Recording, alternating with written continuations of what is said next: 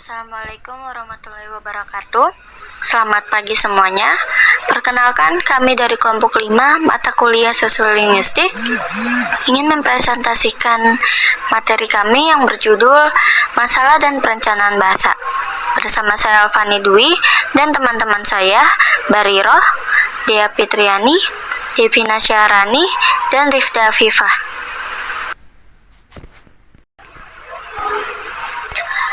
Komunikasi kebangsaan.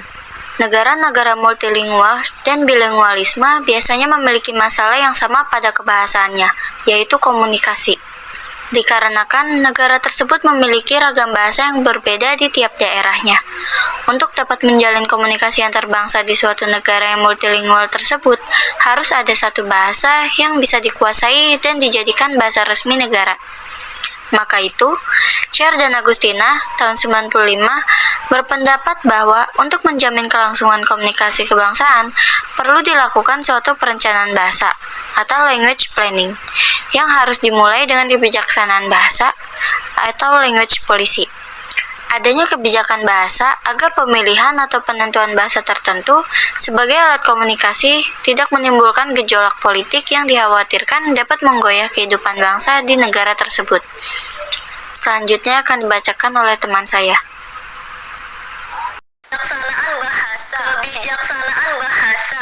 Kebijaksanaan bahasa dapat berarti suatu pertimbangan konseptual dan politis yang dimaksudkan untuk dapat memberikan perencanaan, pengarahan, dan ketentuan-ketentuan yang dapat dipakai sebagai dasar bagi pengolahan keseluruhan masalah kebahasan yang dihadapi oleh suatu bangsa secara nasional.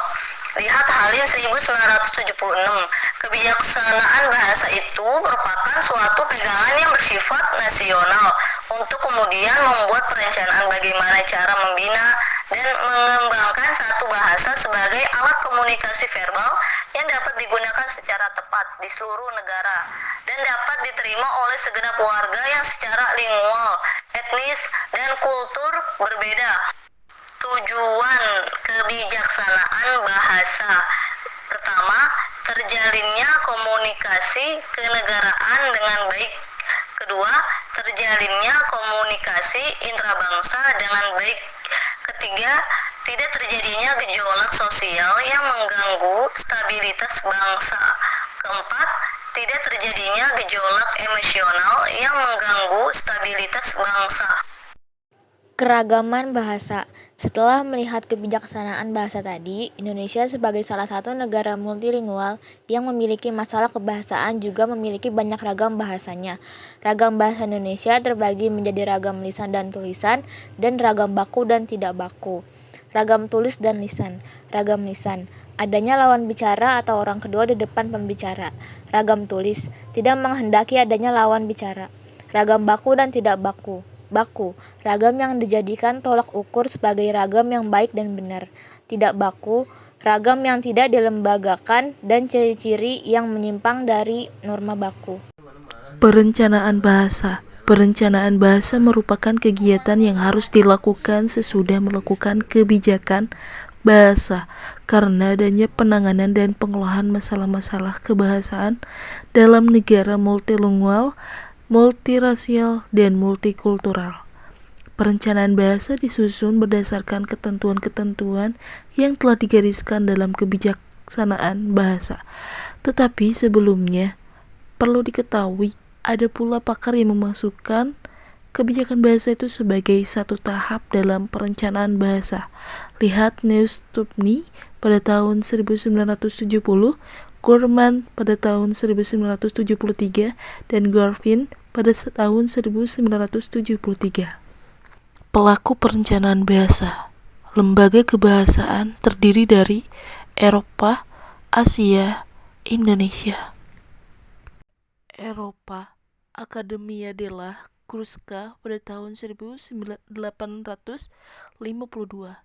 sama dengan bahasa Italia. Accademia Prancis pada tahun 1635 sama dengan bahasa Prancis. Real Academia Espanola pada tahun 1713 sama dengan bahasa Spanyol. Di Asia, Dewan Bahasa dan Pustaka pada tahun 1959 di Malaysia. Lembaga Bahasa Melayu pada tahun 1959 di Singapura. Surian Ngewikang Pambansa pada tahun 1936 di Filipina. Kokugo Shingikai pada tahun 1934 di Jepang. Indonesia, Komisi for the Volkskultur pada tahun 1908 didirikan oleh kolonial Belanda. Balai Pustaka pada tahun 1917 dan Pusat Bahasa pada tahun 2000. Selanjutnya ada tipe negara. Yang pertama, endoglosik, negara yang bahasa resmi atau nasionalnya ialah bahasa asli atau bahasa pribumi. Contohnya Indonesia, bahasa Indonesia, Malaysia, bahasa Malaysia 1, dan Thailand, bahasa Thai. Selanjutnya ada exoglosik, negara yang bahasa resminya kenegaraannya bukan dari bahasa asli atau bahasa pribumi. Contohnya adalah Somalia, bahasa Inggris dan Italia, Haiti, bahasa Perancis, dan Papua Nugini, bahasa Inggris. Lalu ada campuran, negara yang memiliki satu bahasa nasional atau asli dan beberapa bahasa resmi atau asli dan bahasa luar, yaitu Singapura atau bahasa nasional Melayu, bahasa resmi Melayu, Mandarin, dan Tamil. Sekian presentasi yang dapat kelompok kami sampaikan. Kurang lebihnya mohon maaf. Wassalamualaikum warahmatullahi wabarakatuh.